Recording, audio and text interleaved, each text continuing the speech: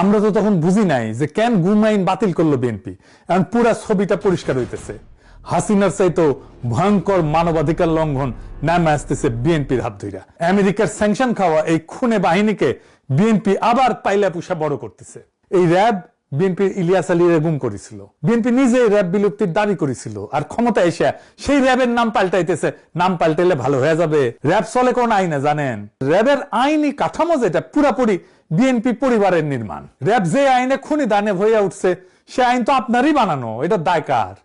এত মানুষ গুম হইলো, ক্রসফায়ারে মারা গেল, এখন মানবাধিকার মাইনা যেন চলে সেজন্য আইন বানাবেন? 2002 সালে খালেদা জিয়া ক্ষমতা এসেছিল সন্ত্রাস নিয়ন্ত্রণ করার প্রতিশ্রুতি দিয়ে, উল্টা আইন শৃঙ্খলা পরিস্থিতি একেবারে যাচ্ছাতেই হয়ে গেছিল। ঢাকা শহরে কয়েকজন কমিশনার খুন হইল প্রকাশ্য দিবালোকে। বাঙ্গুরা তখন বুদ্ধি বের করলো, তৈরি হইল র্যাব। এই র্যাব গঠন করাটা তো আইনত একটা ভুল ধারণা, মারাত্মক ভুল ধারণা। বাঙ্গুরা এমনই গর্ধব যে এটা যে খুনি বাহিনী হয়ে উঠবে সেটা বুঝতে পারেন, এটা প্রথমেই বোঝা যায়।